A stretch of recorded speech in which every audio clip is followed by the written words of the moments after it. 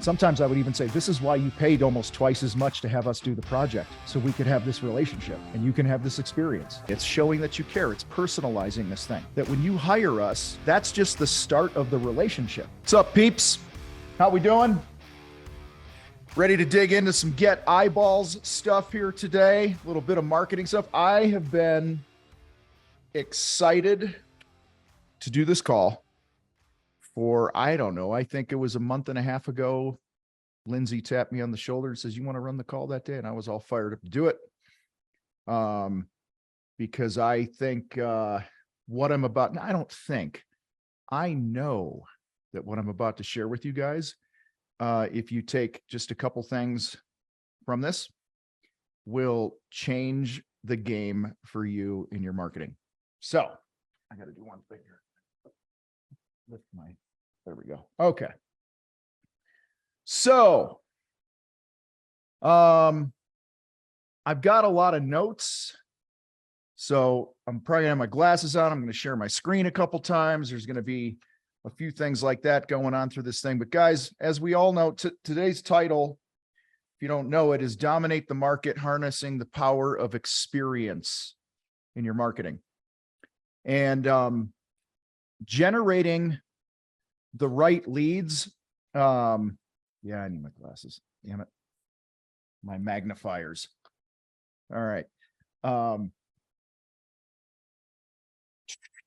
Generating the right leads is crucial to your business. We all know that. We all have clients that we would want to clone. Do you guys see recording on your side? I just want to make sure this thing's, it says it on my side, but I didn't hear the lady go, you're recording. So I'm kind of freaked out. So hopefully it records. We all have those clients that we want to clone, that thought we were the greatest thing in the world. They felt loved up on, they felt taken care of. They can't imagine doing business with anybody but you or anyone in your network.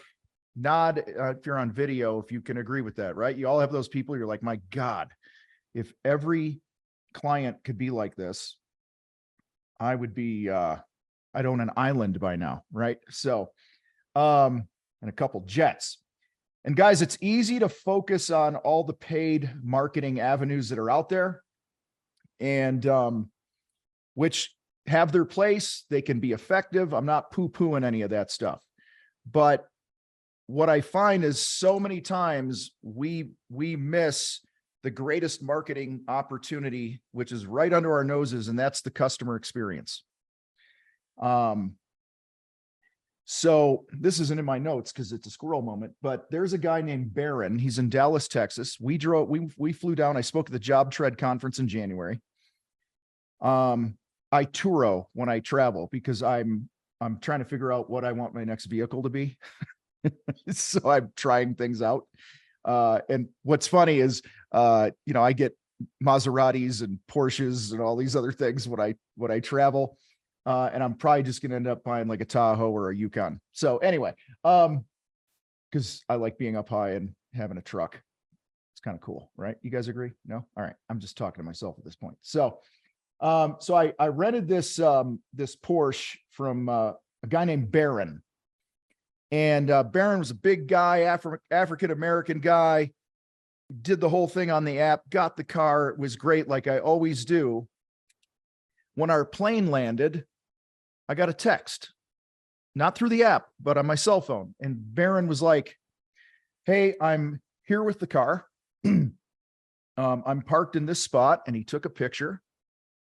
And I knew exactly where to go. He was standing there, handed us the keys, walked around the car with us, had a great conversation. Okay. Now, if you haven't touroed, this is uncommon. Okay. Usually they'll park it in a spot. They'll send you a picture where it is. You get there, you text them and they unlock it remotely. Or sometimes people just leave the key in there for whatever.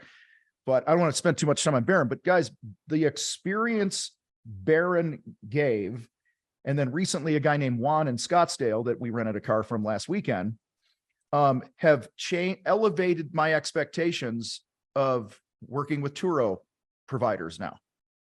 Like, it's just next level shit. The experience, like normally we'd have to park the car, hop on the airplane shuttle thing to the terminals, tell them where we parked the car. And this last weekend, this guy Juan, he had his assistant meet us at, our airline. We just literally pulled out our suitcase, handed the keys, and walk away.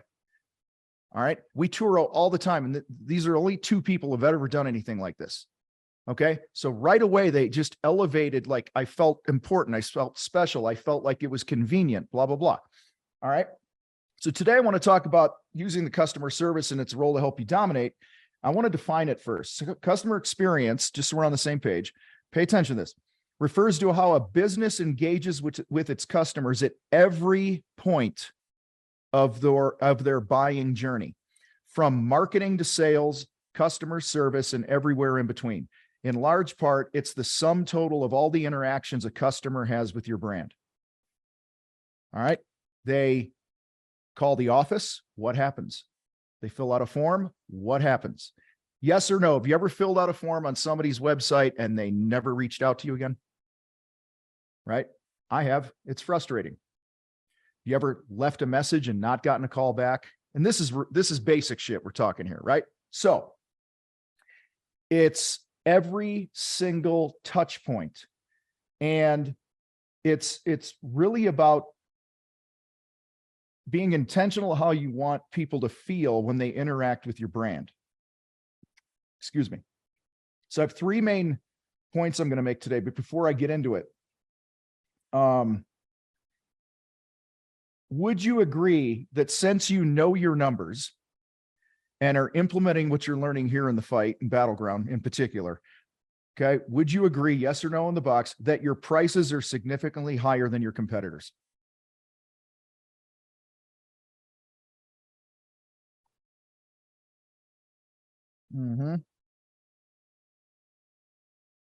So when we were doing selling our paint jobs starting in the early 2000s until I sold my half of the company in 2011, 2012, whatever it was, there wasn't a day that went by, there wasn't a prospect that I talked to that we weren't 30 to 50 to sometimes 100% higher than every other painting contractor they talked to. Okay. When your prices are higher, you guys, when your price higher, you're held to a higher standard. Just start with that. Okay. If you go buy $100 steak in a restaurant and it comes out like, okay, there was a standard set because it's not a freaking Applebee's steak. You know what I'm saying? All right. You're at one of the top steak joints or best restaurants. Your food comes out. They didn't deliver on the promise that the price point established. Okay. So that's kind of the frame that I'm working from here. So the bar is raised, and every touch point needs to communicate value and build trust in order to justify those prices. And it happens, okay? This begins from the first touch, even before they know what the price is. Okay. So if you're getting, if your price to build your thing is 100 grand and every touch they've had up until they know the price is a $20,000 experience, that's going to subconsciously send a message, and it's going to not support the value that you say you're going to bring with the promise of that $100,000 project. All right. So if you want to grow the business, focus on the experience. For those of you that have been around the fight and battleground and the old CSA before we merged and 100K, you have seen us do this. Okay. You have seen us go crazy on trying to add more value and make our product here better for you.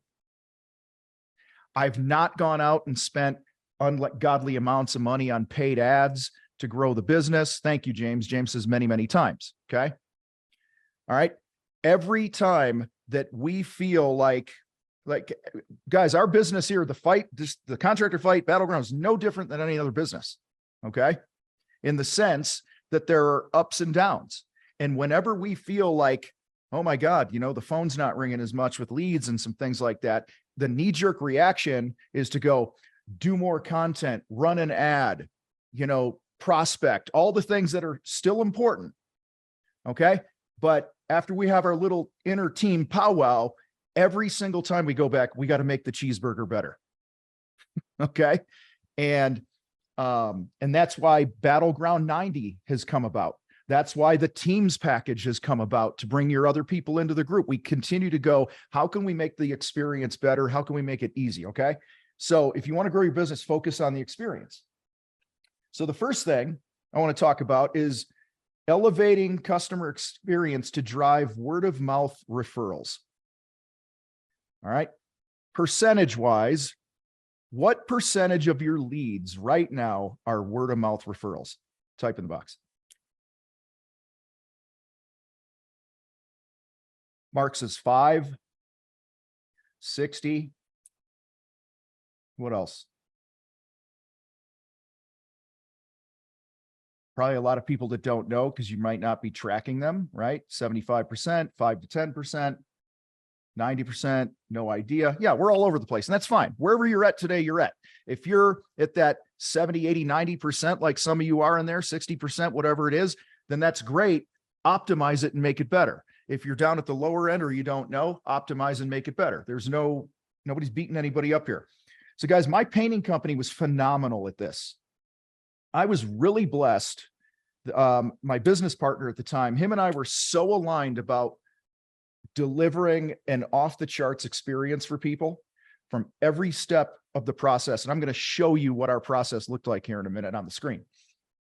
Out of every 100 leads that we had, check this out. Out of every 100 leads, only 20 of those leads, 20%, were from traditional forms of marketing, like a Google search.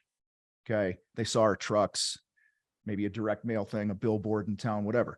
Okay. 80% of our leads were either from past client repeat work, past client referrals, or our influencer network, which is another form of referral, right?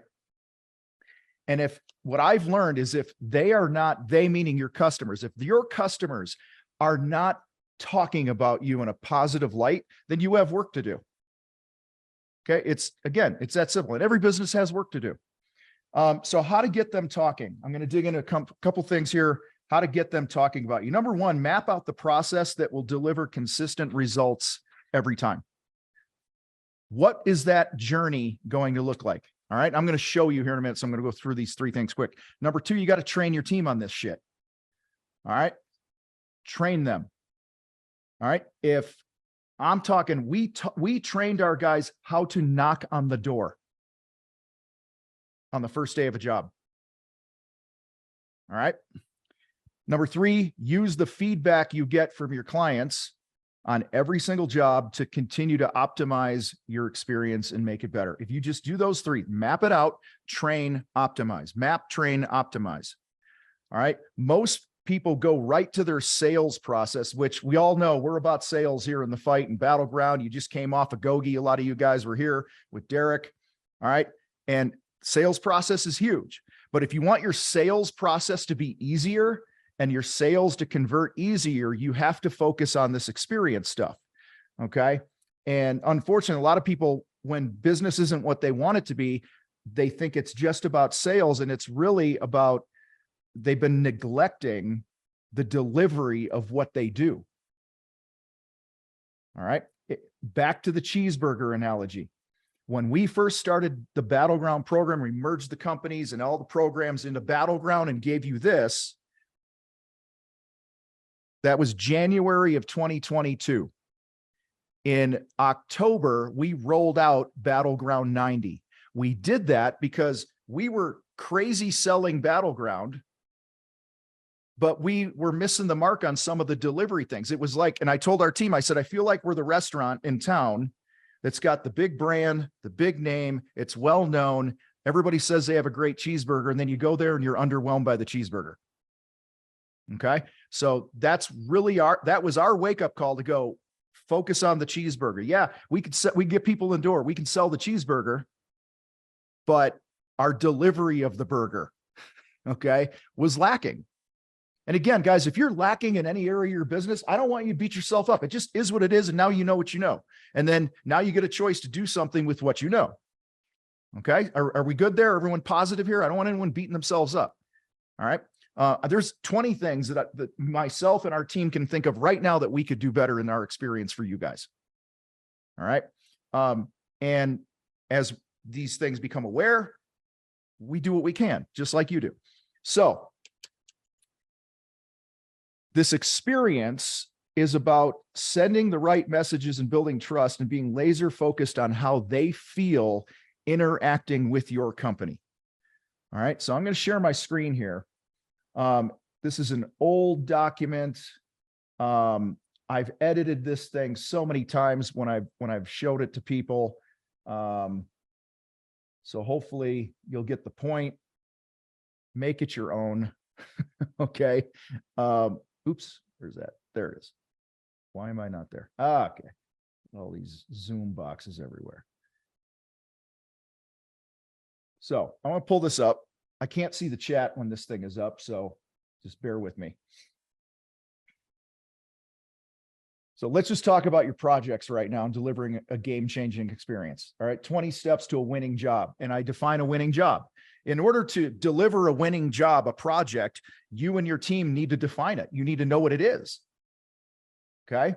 And so for me, and this is what I used in our painting company, by the way, and we would teach our guys this, a successful project is the client's thrilled with the product and the overall experience, and the company finished on time and within budget. The process outlined is designed to deliver this. I'm going to go quick through this because this whole thing is its own talk, okay? This was our 4 phases of focus.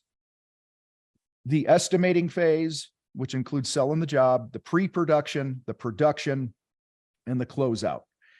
And each one of those things I'm going to break down, not every one of these. I'm just going to break a few down. Yours might look different, but when somebody calls your company and you answer the phone, you got to first gather the client info and have some sort of conversation and pre-qualification like we're teaching here in Shin Fu. And then if it makes sense, you schedule the visit or however your process is. If maybe you're still running out, do what you do. All right. You sell the job and then you hand the job off to operations.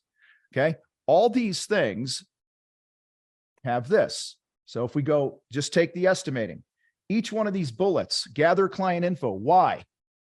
So we have an accurate database for all future marketing and contact from the company. When? The first phone call. How?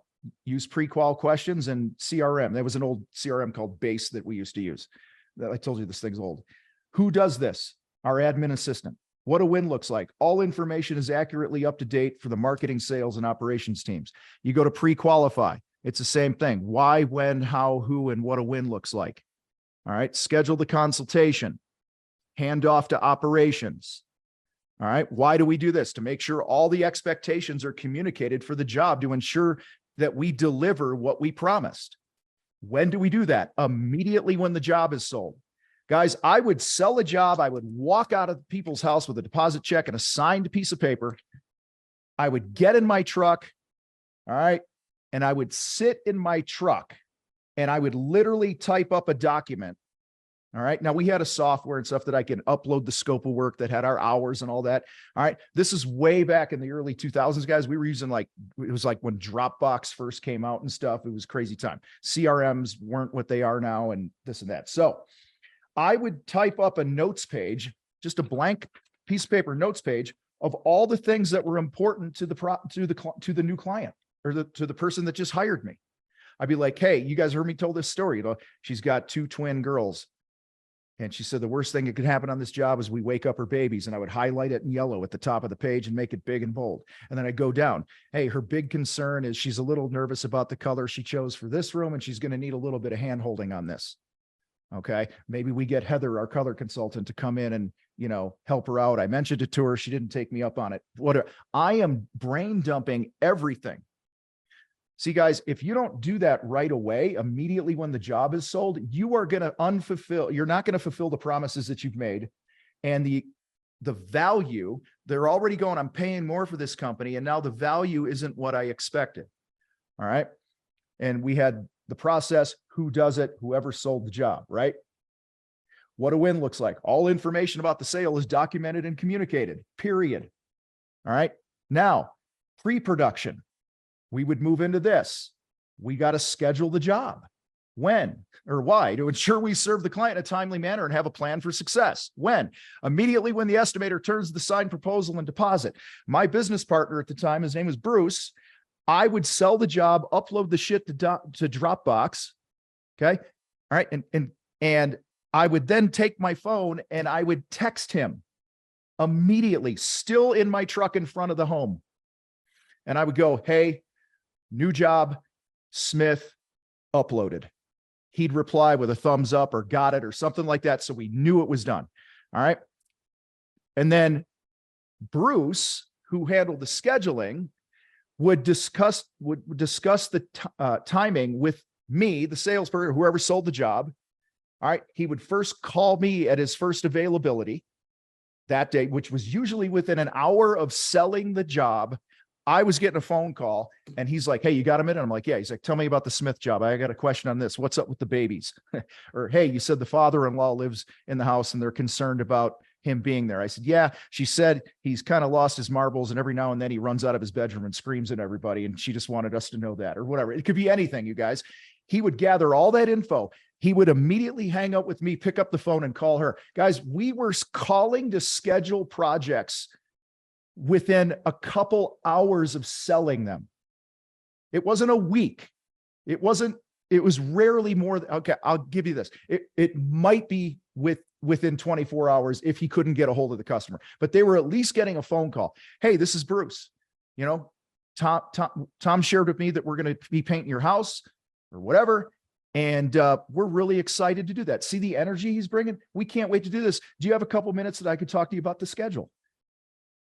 And at this time, he's also assigning the job to one of our crew leaders that he feels going to be the best fit or whoever's the next guy in line that's got an open spot in the schedule. All right. Discuss timing, blah, blah. Who does this? Now, he was doing this. And then we eventually handed this part off to our admin assistant as we grew our company. All right. Job is scheduled within 24 hours of the sale. And I go through, at the time we were creating job folders because we didn't have shit like Job Thread, right? Here's a big one. Scope review. This is all pre-planning the job. Okay. Call it a pre-job walkthrough. Call it a transfer the trust meeting. Why? To clearly understand the scope and expectations, avoid unnecessary problems, begin game planning production, set us up for a win.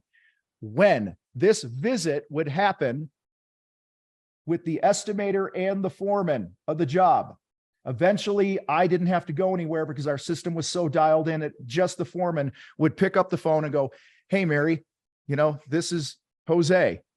And Tom and Bruce, said that we're going to be painting your house. We're super excited to do that. And I'm calling to set up your pre-job visit so I can come out and just make sure that I fully understand what you need. And this was usually a week before, and we have a checklist. I'll show you the guy. It's floating around in our group somewhere, the checklist. I don't think I have it here, but he would literally walk around the house with John, Mary, whatever the customer's name was, for 15, 20, 30, depending on the job size, and just go, all right, what I have here is that we're doing this in this room, but we're not doing this. We're not doing the trim. We're just doing the walls in this room. And they'd go, yep. And he'd go check. And while he was doing that, he had the number of hours that we bid to do that room right there on his sheet. And in his mind, he's doing his own takeoff of it, going, all right, Tom, give me 4 hours from this.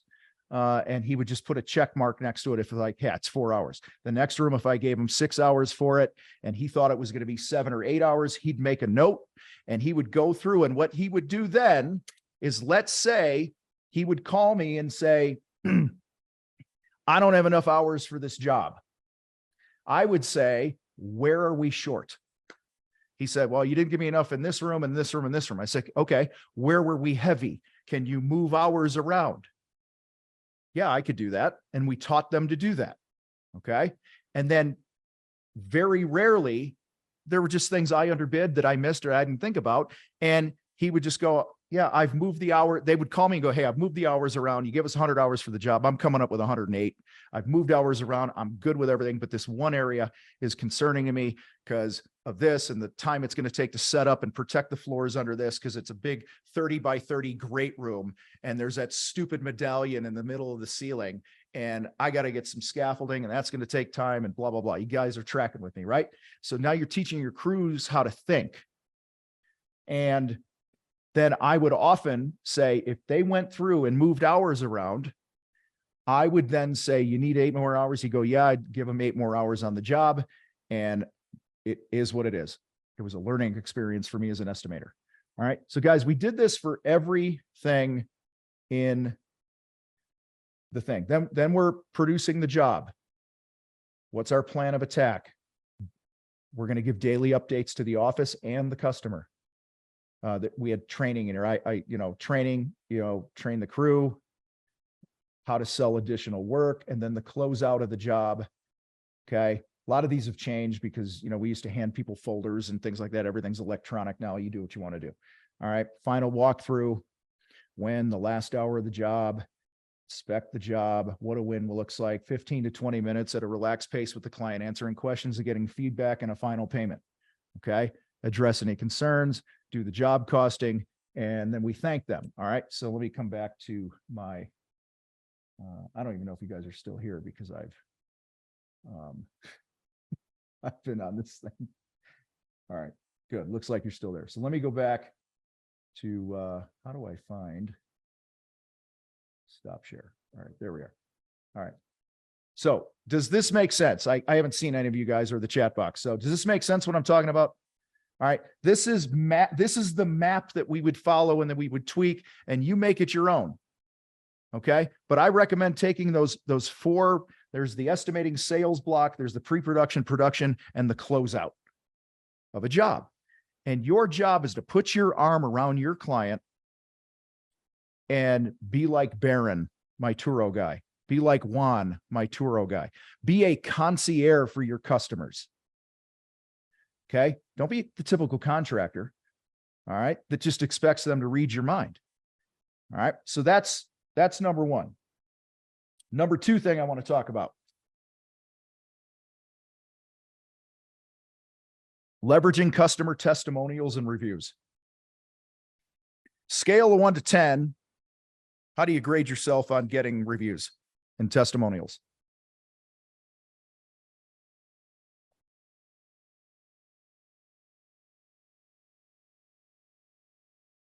Got some highs, got some mid ones. Awesome. Okay, good. Social proof is powerful. It means that other people like them, so they're more likely to deliver on their promises for me too. Okay. So when I go to Google and I look for anything, I go to the reviews. If I don't know somebody who does it that I can call and go, hey, Jake, get over here and help me or whatever. Right. All right. But if it's somebody I don't know, I'll Google the thing. I look at the reviews and I go, who's got the highest number of high star reviews? And then I push the call button. Now, sometimes I'll read some of the reviews, but usually that's enough for me. Okay. So how to get reviews. I want to talk about this a little bit. Obviously there's things like Nice Job that are out there and things like that to automate some of these things. But one of the things that we were amazing at is, and actually we would use in our sales process and our pre-job walkthrough process and all these other things. I'm going to show you some of these things in a minute here, is we would set up getting a review while I was selling the job. Okay. So I'm looking at Bob Turner driving right now. So Bob's my prospect and I'm selling this project to Bob. And I'm like, hey, Bob, listen, I just want you to know, I'm super excited to, hopefully work with you on this thing. And I just want you to know that, my whole goal is that you can't wait to fill out a grade card for us that gives us all A's and you want to go to Google and give us a review. Okay. And so we're going to do everything in our power to earn that great review. Like I would communicate that in the sales process. And then sometimes they would go, well, what's that look like? I said, well, are you cool if I share with you how we get so many good reviews? Because you said you called me because you saw all of our good reviews. Or your neighbor Joe said something really nice about us or whatever. I said, are you okay if I explain just for a minute how we get so many good reviews, why we get so much client referrals, or whatever you want to call it, right? And of course, they're going to say yes. And I'm going to say, we have this journey of a successful project map that we follow. Okay. And every time we follow it, everybody wins. And I say, if you want, I could share with you about how we pre-plan a project. And then I would go into how we would do some of our pre-planning visits and the pre-job site visit and all that entailed that. I'd show them the checklist we had. And right there, you are justifying why your steak is more than everyone else's steak. Okay. It's these little touch points along the way. Talk about it in the pre-job walkthrough. Okay. And I'm going to show you some of these things. Train your foreman how to get them. If you have foremen or crew leaders and they're not getting reviews and they're not handling this, then again, you guys probably, if you've been around, you know my feeling on foremen. Most of you don't have foremen. You have high paid employees that you still have to fucking do all the thinking. Okay. And that's bullshit. All right. So you might as well put the bags back on and go personally run the jobs again, if you're not training people to run the job. When you give a job to a foreman, they are like a micro business owner running that job. It's like you're subcontracting it out to another company within your company. That's how I think of my foreman. Okay. Anyway, ask. You have to ask people for them. All right. I used to be terrified at asking. Okay. I used to. I don't know why. I just was always scared. Like, will you please give us a review? Okay. Until I made it a priority. And then I started learning how to touch their emotions. I'd be like, hey, Mary, I'm really excited to do this job and deliver what you guys want here. Can I ask you a favor? This is how I would ask, a variation of this. First, when we started our business, we had to make a choice on whether we wanted to spend crazy money on advertising, hoping to get clients, wishing, or investing that money into the highest quality people and products that would deliver not just great craftsmanship, but also an experience worth telling other people about. I had a choice to make. At the end of the job, would you be willing to fill out a short grade card and give us a Google review? The grade card helps us get better, and the Google review helps us keep our team working and not have to spend thousands a month on advertising. Is it crazy for you to do that for me? Okay. Could you say no to that? Delivered with the right tonality, the right spirit. You're standing there. All right. So I want to show you a couple things here now on this second point. The first, I think I dropped this document in the group the other day, the role of the foreman. I'm not going to go through the whole. Stupid fucking design. Dave's pissed about the fucking design, it sounds like. All right, there we go. I just muted him. So, day one checklist. This is shit we taught our foreman to do. Call the night before. Now, this is after the pre-job visit a week prior. So the day before, on their way home from work, hey, Mary, it's Jose. Hey, what's going on? Hey, I just want to confirm we're still a go for tomorrow morning at 8:30 a.m. We'll all be parked out front at about 8:20, finishing our cup of coffee and game planning for the day. Just want to make sure that still works for you. Concierge. Obviously, be a little early. If you're late, running late for whatever reason, pick up the damn phone. Greet the client properly, introduce your team, recap the plan for day one with the client, and address any changes to the plan. Maybe they got a sick kid who has to be in the bedroom and you can't start upstairs that day, right? And that got thrown in your lap first thing in the morning. You go, okay, cool, great. Give me 10 minutes. I'm going to game plan with the crew. I'll be back in and we'll start down here. All right. Set up shop here, blah, blah. Okay. Plant seeds for a good review. Okay. I'm not going to go through this whole thing here. We would come down here. Jose would say, Lisa, I know, I want you to know we're going to do everything to make this the best experience you've ever had with a contractor. If there's anything at all during the course of this project that would prevent you from feeling that way, would you please bring it to my attention? because our goal here is we know if we get all A's on our grade card and you give us love on Google, we all win. A variation of that. Guys, we would role play these things in our office. We would role play pre-job walkthroughs. We'd role play asking for this. Okay. Role play closing out the job, getting additional work, all these different things. All right. That's number one. Second thing I want to show you guys. If I can find it. All right. Here's our grade card. Had the date. It's from 2011. John Buchanan. A little bigger for you. We had them fill this out. Notice earlier I said the grade card is for us to get better. Okay. Google is for other people to go, wow, they're a great company. I asked for both. We actually got more of these than we did Google reviews. We do 350, 400 jobs a year. There might be 3 jobs, 4 jobs a year we didn't get a grade card for whatever reason. We had stacks and stacks and stacks. And the overwhelming majority of them, you guys, had something in the comments around they care, we felt cared for, they communicated great, amazing experience, they did what they promised. Okay, yeah, the work was good. All right. So we would have them, you know, grade us in these things. And anytime we got a B, it was like an alien sighting. Okay. We'd call a press conference with the company and go, okay, Jose, on this job, you got a B. What's going on? What happened?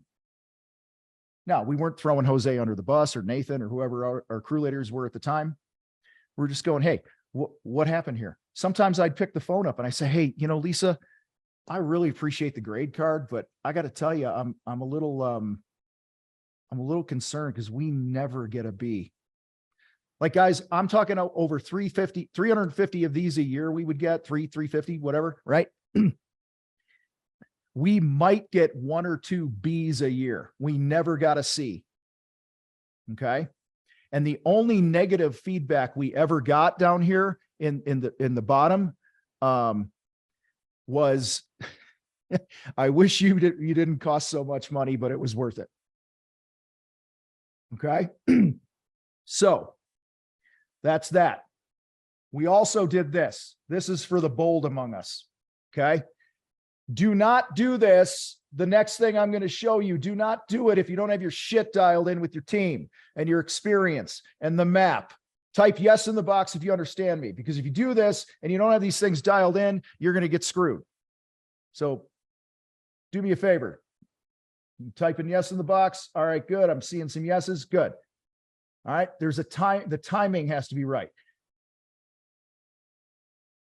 We had a performance as promised pledge.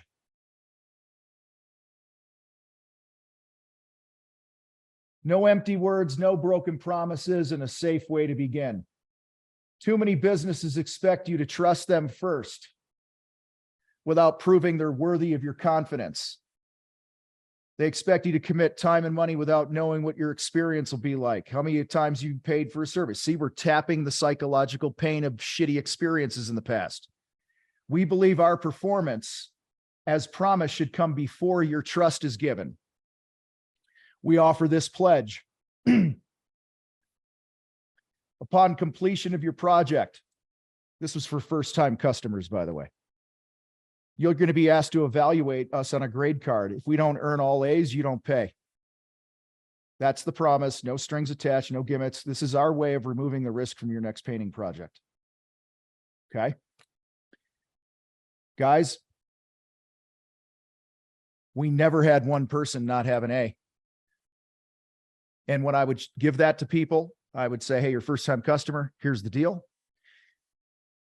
Notice earlier, I was planting seeds with me and our crew leaders going, hey, Lisa, if there's anything that's going to prevent us from getting an A, would you bring it to my attention? And sometimes they'd walk into the job site this morning. She'd go, hey, Jose, I know you guys are working hard and you're doing a great job. But last night you guys left one of the 5-in-1 tools out. You know, you make sure your tools are picked up so my kid doesn't step on it. You got it. I am so sorry. I'll make sure that we do a double check of our tools laying around at the end of the day, whatever the thing is. Okay. Your guys left the gate open and my dog got out. That ever happened to you guys? Okay. So, but when you set up the experience from the first call, you have the map, you're training either it's yourself or your crew leaders are having these conversations throughout the whole job. They're less likely to give you shit. They're less likely to give you shit at the end of the job, and they don't go so crazy with the blue tape everywhere. Okay. And they're not going to nitpick things when they feel like they've been cared for and communicated with every step of the way, you guys. Okay. So there's that. Third thing I want to cover is personalizing the client journey. The most important word to a person is what?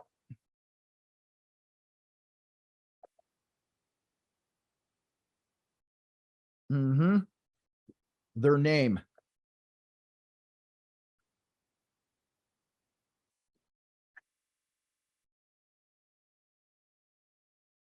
I'm going to share a couple things of how to personalize this. I was late in the game asking for something. I asked Derek for something, and he just sent it, and I didn't have time. I don't have time to upload it in here for it to have sound, and I haven't even watched it yet. But Derek does a great job of this, as do many other people in the group that have been around for a while. So if you're really solid on this, drop it in the Facebook group and go, hey, this is how I personalize things with people. So I don't know the video Derek sent me. You can see there's a text from Derek Johnson right there. It just came through because I thought about it way too late, and then he got off his call. He saw his text, and there you go. There was a video Derek did years ago where it was a selfie video. I think it was him and his foreman at the who's still there, Travis. And the guys were loading a trailer for somebody's project. They were picking out plants or whatever it was. Maybe they were at his garden center picking up the plants, whatever. You guys get me here, right? Derek flipped on his video, went, hey, Joe, Mary, it's Derek here with JVI. Man, we're so fired up to come and start your project in a couple of days. Check this out. The guys are actually picking your plants right now and loading things up. Can't wait to see you guys. What does every consumer think? They hire a contractor. I just wrote this chapter in my new book. The chapter's on mind the gap. The day you sell the job, the day you start the job is a gap. How do you mind the gap? What do most contractors do? Type it in there. You sell the job, start date. What happens in here? Crickets, bingo, nothing. Maybe the night before, hey, we're coming tomorrow at 7:30. See you then. Okay. Derek and many others, and we were masters at minding the gap. Just setting something, if you're picking out freaking, wood for framing something, take a selfie picture and text it to the customer. Hey, Sean, can't wait to start your project in a couple of weeks. We actually just picked up all your lumber. Number one, you did it 2 weeks, a week early before your start date. What message does that send? Boy, these guys are on their game. They're not winging anything. Yeah, Jason, they feel special. Okay. If you're a painting contractor, or you guys do painting, do this.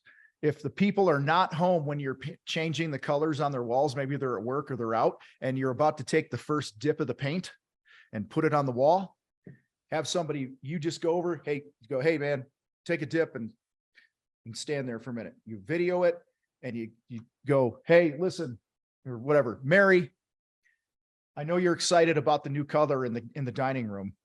And Sam has just taken the first dip and he's going to put it on the wall. Check this out. Flip the camera, turn it around for 10, 15 seconds. He start rolling it out. And then you know what you do? You go on your business Facebook page.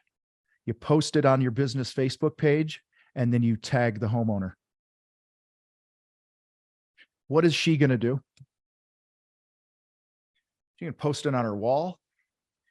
Her friends are going to go, look at my new dining room color. It's personalized. Guys, there's so many different ways to do this. We don't have time to go in all of them. Okay. So Derek is a master at that. So here's some other examples real quick of how to personalize. Lead comes in, send a video or via text. Hey, John, like literally the lead comes in.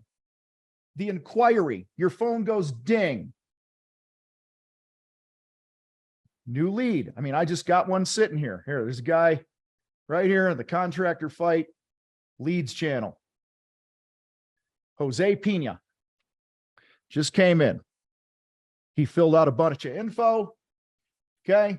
You know what I'm going to do when I'm off this call? I'm going to send a video. Jose, it's Tom with the fight. I got your request for our services and wanted to let you know I can't wait to talk to you about it, man. I'll reach out to you soon. Or here's a link that you can schedule a phone appointment with me if you want to talk. Or what, you see where I'm going here, guys? You just make it your own. Number two, after the job is sold. I'm a big video guy because it's quick, guys. Okay, it's quick. And when you look into the camera, you are connecting with the other human being. When I'm looking at the camera and I'm going, Adriana, I am so excited that you chose us to do the project. I know I just left your house a couple hours ago. I was telling the team about it. We're fired up to do this thing. You know, stay tuned because, you know, Bob's going to be connecting you to get this thing dialed in on the schedule and then set up the pre-job visit. And we're going to rock and roll on this. Have a great day.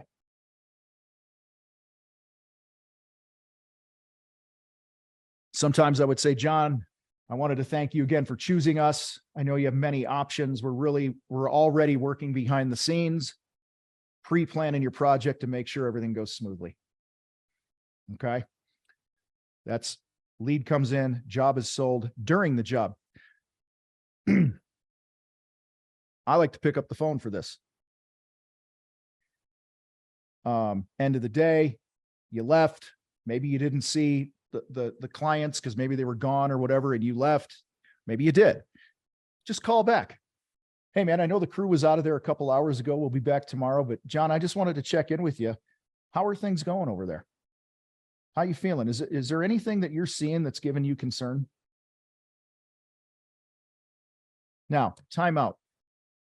Those words coming out of your mouth going, John, is there anything you're seeing here that's giving you or your family concern? Doesn't that kind of scare you a little? But wouldn't you rather know? Okay. And then whatever they say, most people are going, no, things are great. If they give you something bad, you go, man, that's why I made this call. You know, because I don't expect, you know, I'm sure it's hard to communicate some of these things. And, you know, I've had people tell me before they didn't want to bring something up because they didn't want to nitpick us. I want you to nitpick me because this is how we get better. Sometimes I would even say, this is why you paid almost twice as much to have us do the project. So we could have this relationship and you can have this experience. Okay. Then after the job, video, smile, look into the camera.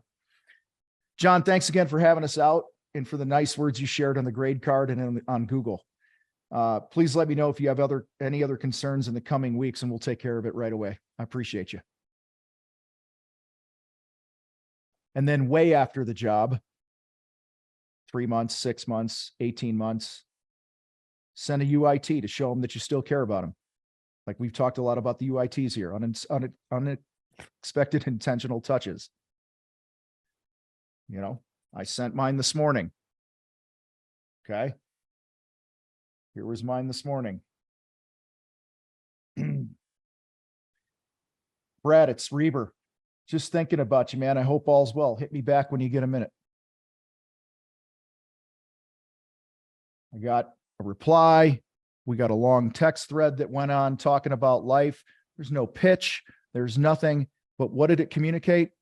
I still give a shit about Brad. Okay. Brad knows who I am. Brad knows what I do. I don't need to go, do you have anything you need me for? Need me to build anything for you while I got you on here? Okay. That's not the point. It's showing that you care. It's personalizing this thing. That when you hire us, that's just the start of the relationship. So guys, these 3 things: elevating the experience to drive word of mouth, leveraging testimonials and reviews. All right. And then personalizing the journey. Guys, when you put your eyes on this and you put your focus on this and you train your team to do this, this is a differentiator for you. This makes it a slam dunk when you go into the sales process. Let me speak to that and then I'll open up for questions here. Okay. And Joe, do you do this process? Yeah, guys, I don't care what you're, I don't care if you have a hot dog stand, you can do shit like this. Okay. Seriously. You just got to figure out what you want your process to look like and all the touch points. If you're a GC and you're subbing things out, you're like, hey, I know Bill and his drywall guys were just out there yesterday, and I just wanted to call and follow up. And how are things going for you? How'd they do? Okay. You can do things like that. Sales process.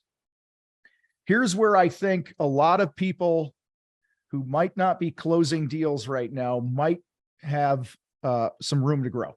My eyes.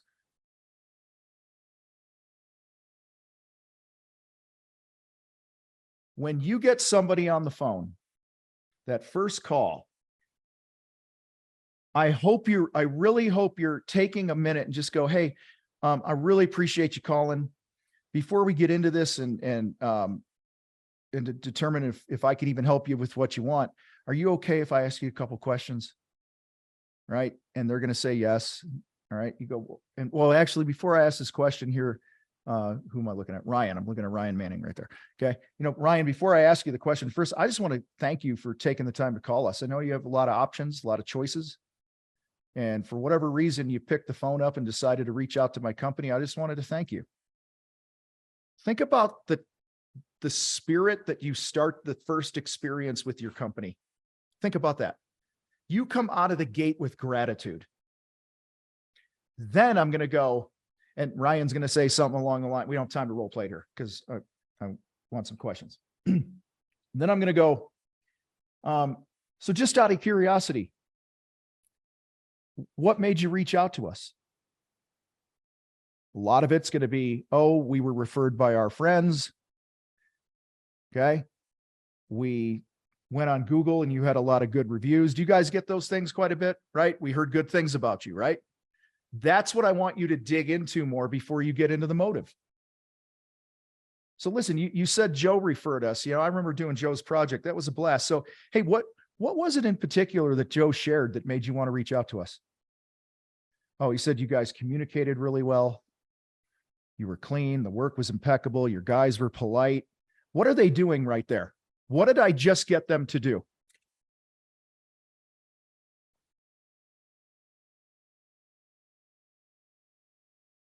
Sell themselves. They are making the case for why I'm the guy.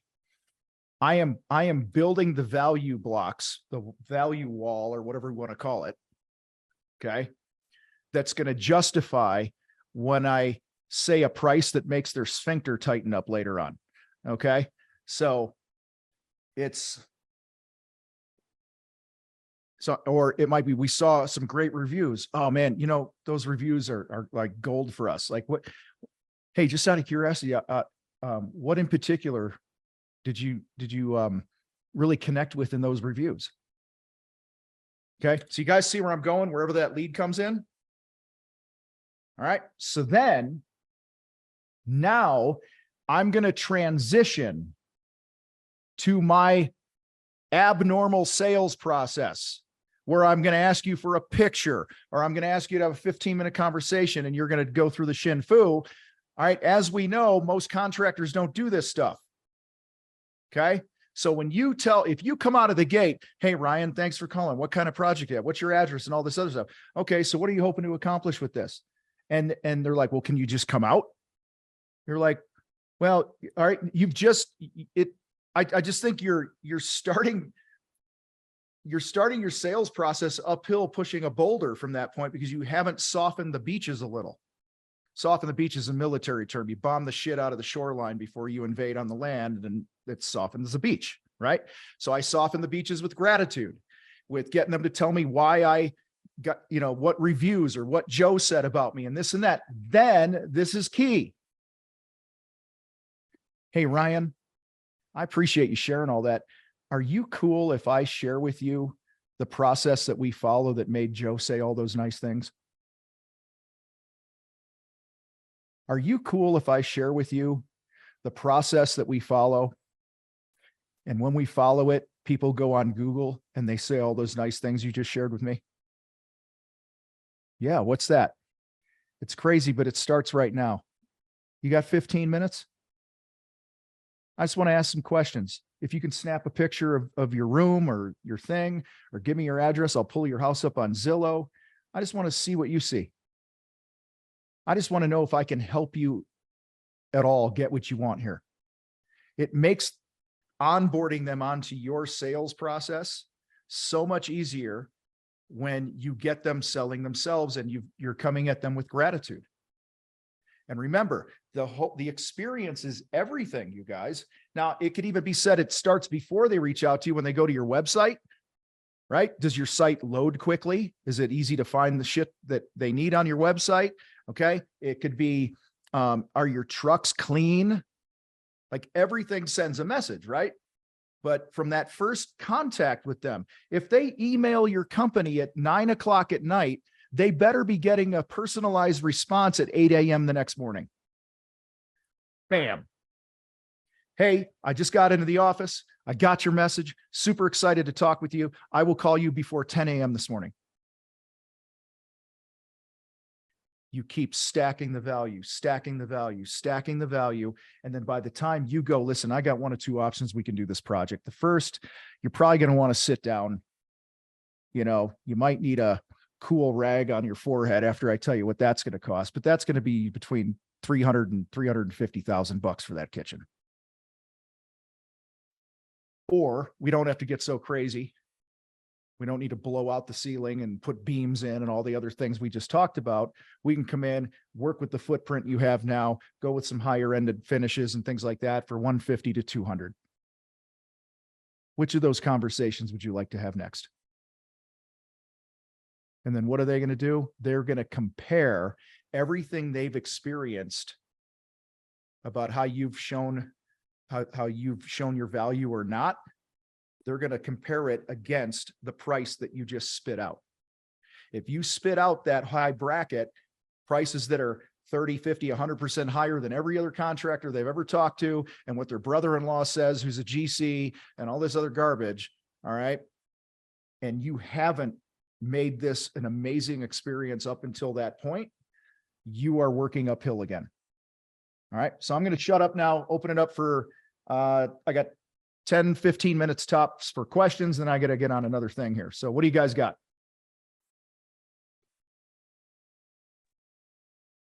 I always have a question. Mm-hmm. That's why you keep winning, by the way. Thank you. Where would you start with this? Because I did at one point, took some time to brainstorm what would my ideal client journey look like with all these touch points and stuff. Mm-hmm. And that with everything else that, you know, I'm trying to do, and I'm sure everyone here is trying to do, it's overwhelming. So where would you start? I would start with a framework of my own map, just based on my own knowledge of what I think, number one. And then I would pick up the phone and I would call a couple of my best favorite customers. Mm-hmm.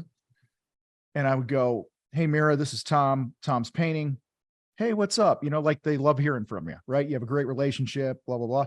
I go, hey, I don't know if you can do it now or we can schedule a time later this week, but I was wondering if I could pick your brain for 15 minutes. You know, I'm working on my business. I'm trying to get better. I'm optimizing some of the things that we're doing.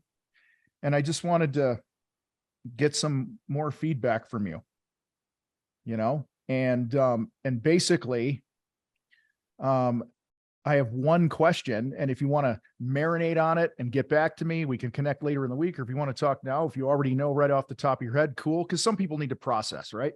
So I'm gonna be like,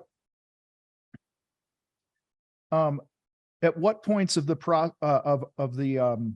project or your experience with us did you feel that maybe we could have done better? Some open-ended question like that. Mm-hmm.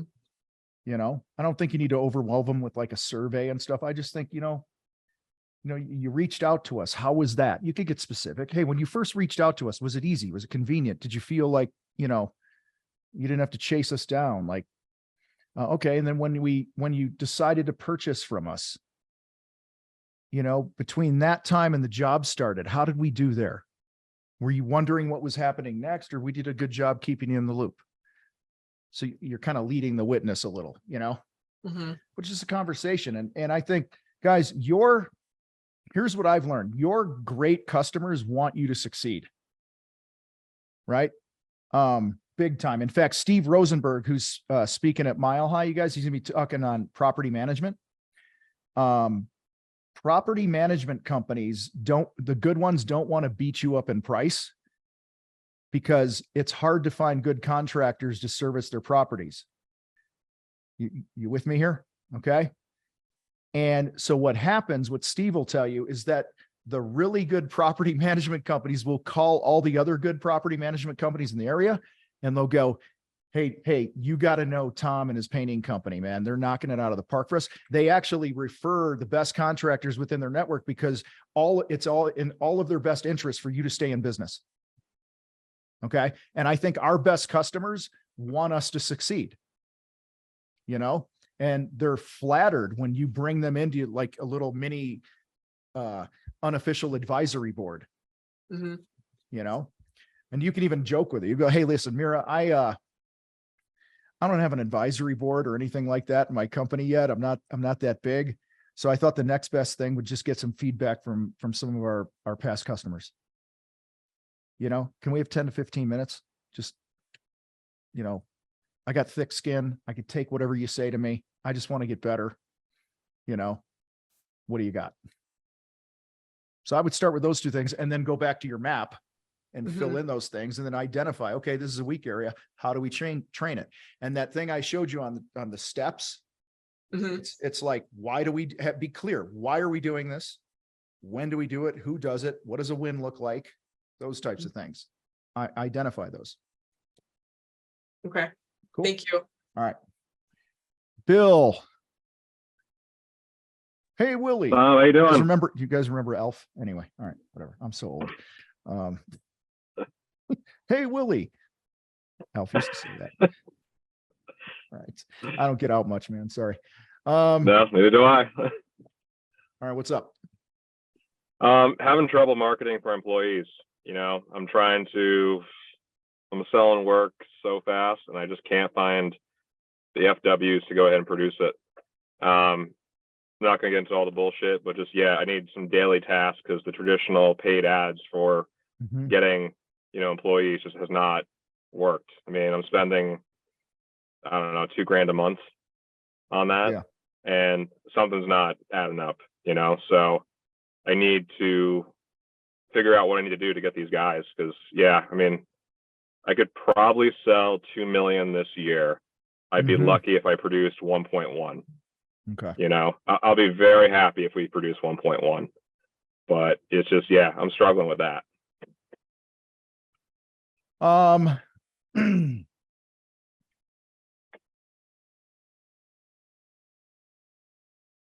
have a website, right? Oh yeah. All right. There's all the low hanging fruit stuff that we talked about, right? Have a careers page, optimize it, run ads on whatever job sites, as we all should. I think this is a hand-to-hand combat time. I think good carpenters and things like that right now, guys, I'm just going to say it. Most people, this is an example of being my own biggest fan, by the way. Most people are not in this group, and most people are taking their foot off the gas. Most people are freaking out because they hadn't been planting seeds, building their brand, learn how to sell, confidence in numbers, and they're starting to see a big dip in business. Okay. It's happening. There's a lot of fear and uncertainty in the air, which is bullshit, because we create our own economy. Let's go do what we can do. Right. So I know you get all that. So that's where I would, one task a day, just once a day, because I know you're doing a bunch of shit. I would pick the phone up and call other remodeling companies, trim carpentry companies, framing companies, anywhere where there's carpenters. I would just call them up and go, hey, my name's Bill. I got more work than I know what to do with. Do you guys ever do subcontract work? Okay. Yep. I would just, that's, to me, that's the fastest thing. The other thing would be, as because you're in a cold climate, right? In the winter. Oh yeah. Yeah. Oh yeah. It's hot as shit right now, but yeah. Yeah. As you get closer into fall and winter, those other competitors, they're going to be slowing down. They're going to be cutting hours for their guys and things like that. So that's where I would go on a rampage with ads on Facebook in your area or Google. I would go to your home builder association even right now. Just go, hey, who do you know that it would be a great resource for me? Because they might know somebody. Sure. I would go all of your supply yards and vendors, and I would, a lot of them, will send, let you hang stuff up in there, right? I would go talk, if guys loading your lumber and you're like, hey man, here's my card. If you know anybody who's in here bitching about not having enough work, have them call me. And if I hire them, I'll give you $500. Okay. Like, I think this is just hand to hand right now. And, but I would, I used to do that there were certain projects where I picked the phone up. We had this big, huge project we didn't have the manpower for years ago. And I started calling other smaller painting companies, like not the huge established ones. I'd call literally if I saw a guy in the Benjamin Moore parking lot with a non-lettered van and he's wearing whites, right. I would walk up to him. I would walk up to him and I go, hey man, you ever looking for some for some work? Yeah. Now if he's like, oh, I'm not the boss, I work for so-and-so, I'm not poaching other people's people, right? I'm not, that's not what I'm saying. But like, I'd be like, hey, do you own your business? And if they said yes, I'd be like, hey, listen, I got a couple things coming up, and I don't know what your schedule's like, but if you want to, fill a few days here and there, let's have a conversation, So Larry says for every 100 tradespeople going into retirement or dying off, there's only 14 people replacing them. Yeah. But here's the good news, guys.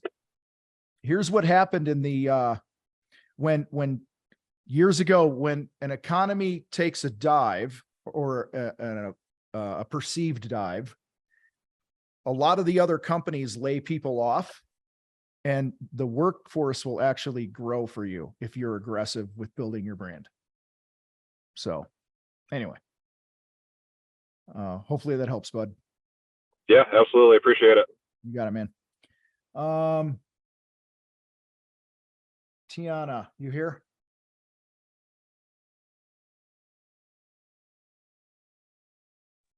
Yes, I'm here. How you doing today? I'm doing all right. Cool. You got two expensive responses to estimates yesterday. One, a current client, nickel and diming. How do we reconnect with current client and start over using the FU with potential clients? Or do we just cut losses with potential clients? Is that what you're saying? Okay. Yeah. What are you selling them? The potential client had a laundry list of things: deck, replace sink and vanity, build a fireplace mantle for an electric fireplace. And she came back yesterday after the price was given for all the work with a $1,500 install pre-built mantle and told us that we could build the mantle that she wants at home and then drive it out to her because that's more convenient.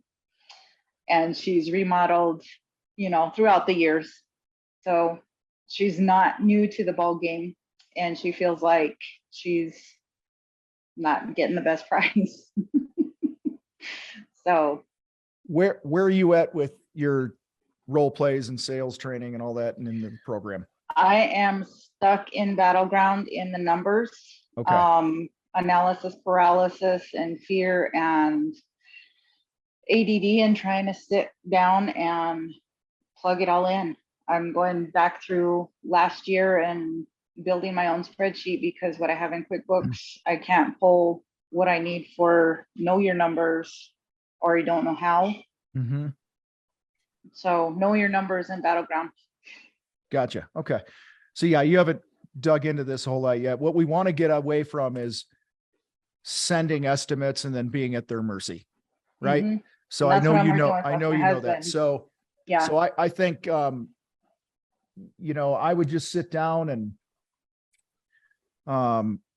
I know there's a lot of context I don't understand with either one of these situations, right? Mhm. But in a real sales scenario, real closing scenario, when somebody comes back to me and they say, hey, you know, this is just too expensive. And I would affirm that, because what I'm not going to give you is the golden phrase that's going to solve all your problems with this objection. No, I no, want to just give you the a framework. process. I want to give you a Yeah. framework, right? So for me, the framework is, I hear that from time to time that things are too expensive. You know, it's funny. Oh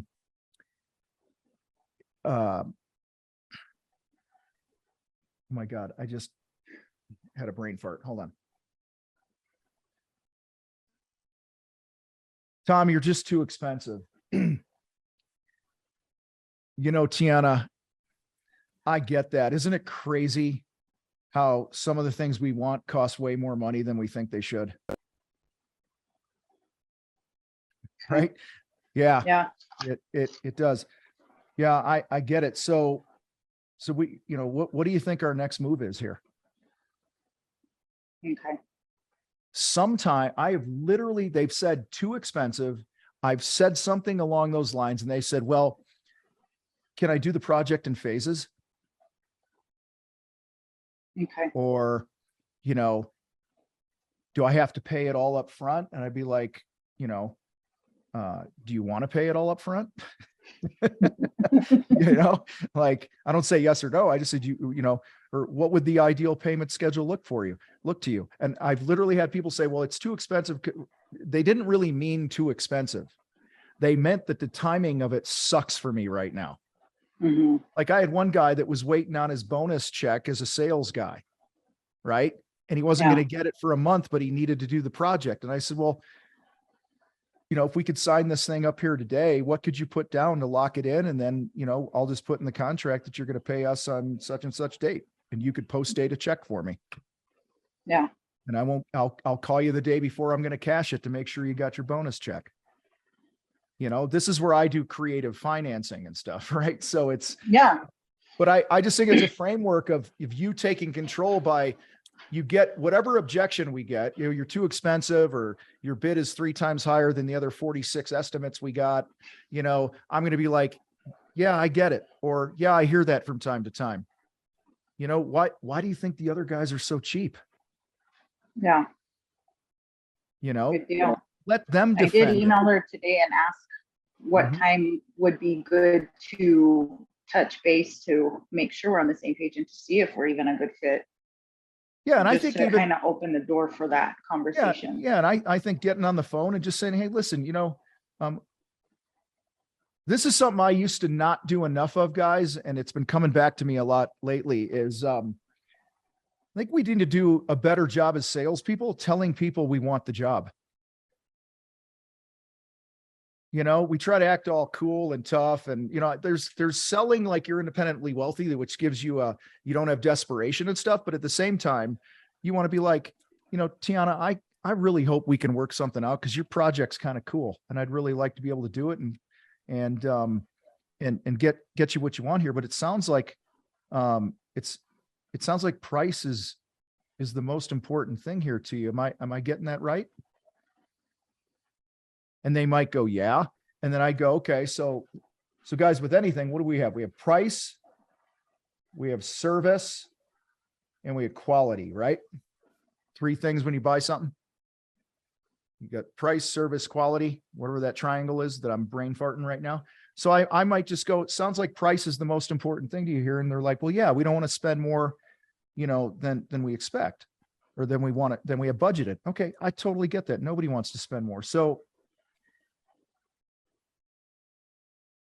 talk to me about quality, Tiana. Like, do you still want the highest end finishes here? Is that still important to you? Yeah, that's important to me. Okay. So I'm going to go check. All right. Well, what about service? Like timing, service, warranties if things are wrong, honoring the promises of completion dates. Where are you at on that? Okay. I'm there. Okay. And then, we've already established price is important to you. I said, so Which of these two are the most important to you? You know, because I can't be the cheapest, offer the best service with the best people and the highest quality products. Like nobody can do that. Mhm. So if we could pick two, which two would you pick? And let's see if we can have that conversation. I've had people say, well, it's price and service. I'm like, okay, so the quality is less important to you on this? Yeah, because I did a shitty job understanding the motive. Just full disclosure here, this is years ago. They're like, yeah, this is a rental. We don't care. I'm like, okay, so what I'm hearing is you just want to get this thing prettied up. You want it done quickly so you could move people in and you're not losing money on rent, waiting for it to be done. Am I hearing you right? And they're like, yeah. I'm like, okay, well, that totally changes the game now. It's not like we're going to go in there, guys, and do a shit job, right? But it's like, so I'd be like, okay, well, I misread you earlier, Tiana. I thought quality was really important to you, and that's not totally on me.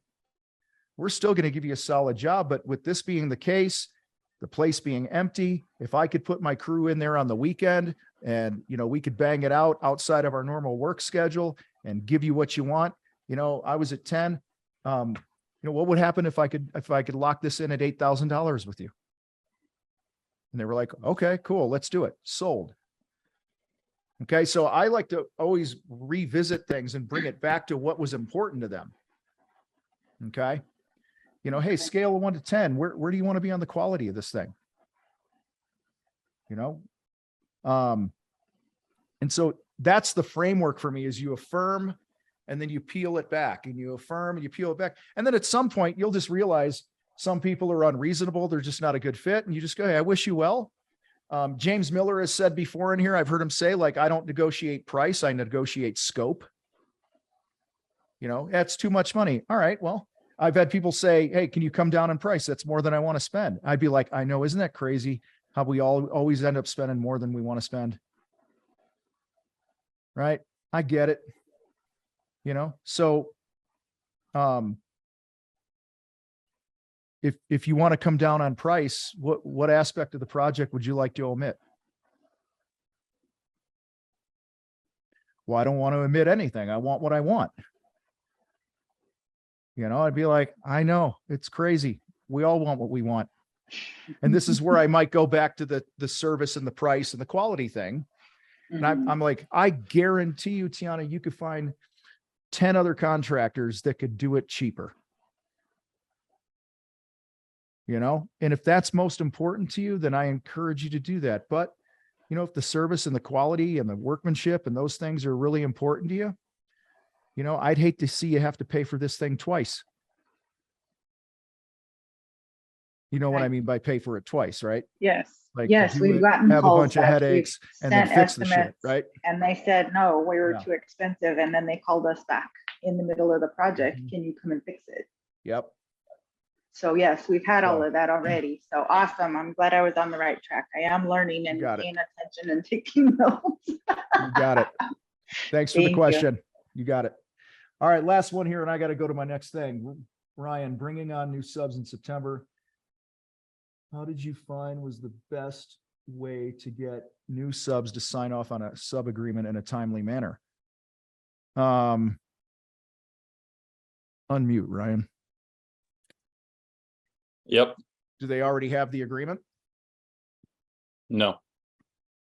Okay. Well, to me, it's just you bring the owner of the company in and like you sub into another company. Yeah. Okay. I would call them up and just say, hey, I'm excited to get things rolling in September with you guys.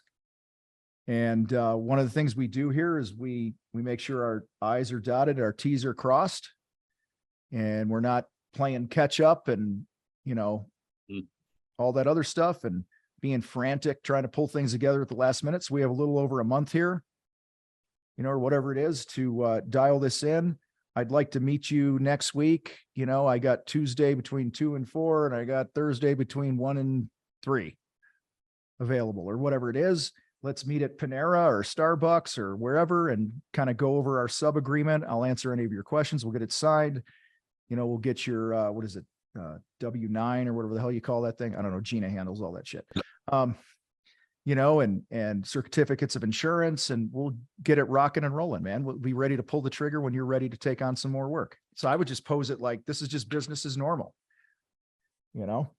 Are you anticipating problems? Based off of other GCs that I've talked to, the majority of them have run into problems with it. So yeah, I'm kind of trying to prepare for those. Yeah, I would just say, this is how we do things here, and just be confident in it. And if they're like, oh, well, I can't sign that thing or whatever, like I wouldn't send it to them and go read it and sign it. I would sit down and we did that. We would have guys come into our office. We'd sub out our power washing or whatever. And we go, hey, this is our agreement.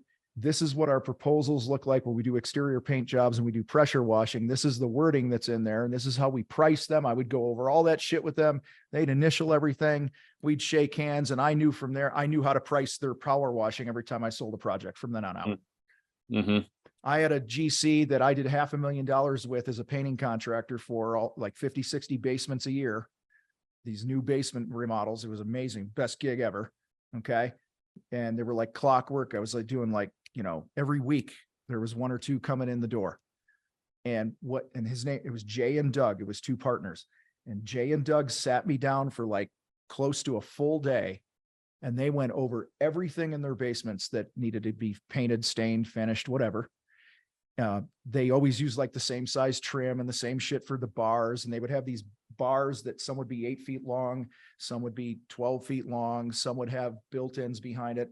And we just went through and I'm like, all right, I'm figuring out. I literally spent the whole day, and I went and I said, okay, whenever you sell one of these bars, you got to pay me $110 a lineal foot.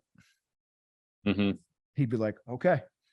And then your trim, your basic trim package without any bells and whistles. We actually took all of our man hours. Painting the walls, the trim, the doors, all that shit. I converted it to a square foot price that I needed to get. And then anything that like columns were additional, built-ins were additional, and shit like that. And then they were off to the races. Those have been my experiences with subs. And I was happy to sign their agreements. Right. That's good. I was contemplating if they're going to kind of take it as a waste of time to meet up, because of course you can DocuSign anything these days, but I take it seriously. So they should too. Well, and I think it's, you differentiate yourself by going, dude, I just don't want a guy that's going to throw me a number and I'm shopping you on jobs. I want a relationship here. I want us to get to know each other. I want to help each other grow our businesses, be a resource for each other, and if they're not willing to sit down and have a cup of coffee or a beer with me or something, then it's just not going to be a good fit based on how I want to build my company. My uncle is a painting contractor, you guys. He's been with the same builder for 45 years. Like every Tuesday, he turns in a bill. Every Friday, he picks up a check. He's been doing it for 45 years. They have a great relationship. That guy, the builder, used to be a painter. Okay. My uncle gave him his first paint bid on a big mansion. The guy, his name's Mac, called my uncle into his office. He says, dude, if you charge me this for this mansion, you're going to lose your ass. I'm going to sit down and show you how to bid a job. And he sat down with him and taught him how to bid work. You think my uncle's not loyal to that guy? So, but yeah, I think this is, that all that stuff we talked about, marketing with the experience for clients, I think goes for building a team of subs and employees too. What's the experience our sub has with us and our employees and things like that? I think it carries over, and it's all designed to build the company that you want to build, what it looks like, feels like, smells like, tastes like. All right. And I'm non-negotiable on who gets to be a part of this team. So yeah, that's good. Thanks. All right, buddy. Well, guys, I got to go. Appreciate y'all. Have a kick-ass week. What's left of it. And as always, tag me in the Facebook group if there's a question that you didn't get to ask. And I will talk to you guys next time.